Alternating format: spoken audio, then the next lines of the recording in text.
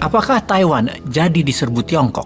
Apakah Trump akan jadi presiden Amerika di tahun 2024 nanti? Trump presiden, Vivek Ramaswamy wakil presiden. Siapa lawan Partai Republikan Amerika di Partai Demokratnya? Apakah Robert F. Kennedy Jr. bersama Michelle Obama? Lalu, kemana arah Amerika?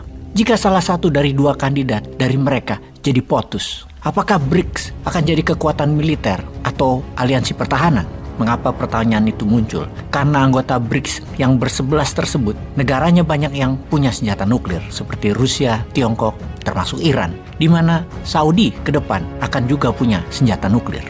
Apakah Australia, Inggris, dan Amerika atau AUKUS akan jadi aliansi militer yang mengepung Indonesia selamanya? Di Afrika, 4 negara yang baru kudeta terhadap pemerintah negara mereka yang jadi boneka Perancis, Guinea, Burkina Faso, Mali, dan Niger, membentuk aliansi kekuatan ekonomi dan kekuatan militer bersama. Agaknya di Afrika, Sekutu Barat mulai dilawan.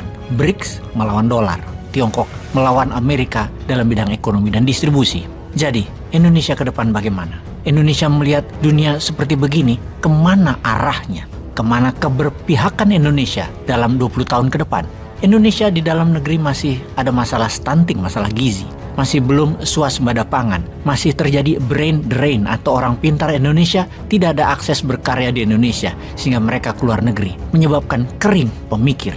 Secara kebijakan luar negeri Indonesia belum bermain cantik. Kita urai perlahan agar Indonesia ke depan bisa mengambil sikap. Kita berikan data, kita berikan informasi lebih rinci lagi tentang apa peta dunia saat ini. Kita ke tahun 1850 sampai tahun 1990-an, Amerika adalah negara yang sangat kuat ekonominya. Mengapa? Salah satunya Amerika adalah negara produsen, Amerika adalah negara penghasil. Amerika dari hulu sampai hilir produksinya, made in America. Kemudian produk itu menguasai dunia. Kemudian efek dari kemakmuran tersebut, generasi mudanya, terutama sejak tahun 60-70-an, mulai ingin kemudahan dan kemewahan. Agak malas. Amerika bermain di pasar uang atau kertas di Wall Street. Itu cara mereka buat uang. Keuntungan dari kertas-kertas tadi bisa 10 bahkan 100 kali dari sektor realnya. Baik, kita jelaskan perlahan agar paham maksudnya. Keuntungan kertas hingga 10 kali dari sektor real atau sektor produksi itu bagaimana? Misalnya Anda adalah penghasil celana jeans di Amerika, benangnya dari lahan di Amerika,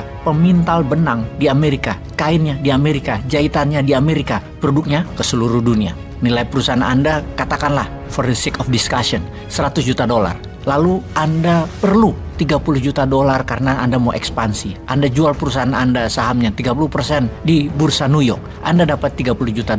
Saham tadi dibeli, katakanlah 10%-nya dibeli oleh Bill Gates. Lalu Bill Gates mau beli saham perusahaan lain lagi, katakanlah minuman ringan, cola. 10% saham jeans Anda oleh Bill Gates digadaikan dan dananya buat beli saham cola tadi. Katakanlah 10% lagi kepemilikan dia. Lalu perusahaan jeans Anda tadi mau akuisisi perusahaan cola tersebut untuk diversifikasi. Dijaminkanlah 50% saham jeans Anda buat akuisisi 51% saham cola. Terus saja begitu, minimum 10 kali. Maka itulah artinya kertas lebih dari 10 atau 100 kali putarannya daripada sektor real. Orang seperti Bill Gates-nya ribuan bahkan jutaan. Perusahaan seperti jeans yang Anda punya ada ratusan ribu terakumulasi hingga saat ini. Sejak tahun 70-an, Amerika rakyatnya dimanja dengan kecanggihan Wall Street bermain kertas-kertas tadi. Namun sejak tahun 1980-an, Amerika yang mulai tamak, kerakusannya, ingin kerja lebih mudah lagi. Mereka memindahkan produksinya ke negara yang lebih murah SDM-nya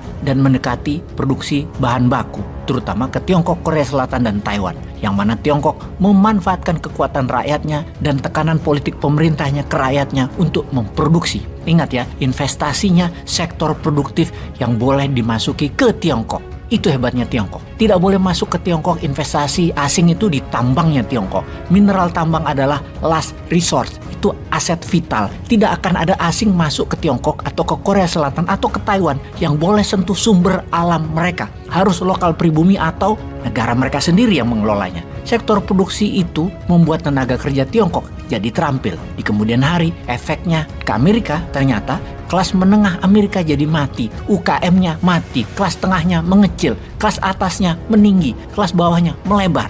Seperti saat ini, Made in Amerika sudah hampir tidak ada. Paling 10% produksinya dibanding 30 tahun yang lalu. Merek bisa saja merek Amerika seperti Levi's, Ralph Lauren, Polo, dan lain sebagainya. Namun made in-nya China. Jadi untuk Indonesia bagaimana? Indonesia harus punya made in Indonesia untuk barang consumable, pangan, farmasi, dari hulu sampai hilir buatan Indonesia. Sudah mulai ke Indonesia? Coba cek di label pakaian, sepatu, tas yang ada di pasar, di sosial media. Buatannya dan bahan bakunya dari mana? Masih asing. Bagaimana menurut sahabat generasi muda sekarang? Pemerintah itu sudah peduli atau tidak? Peace.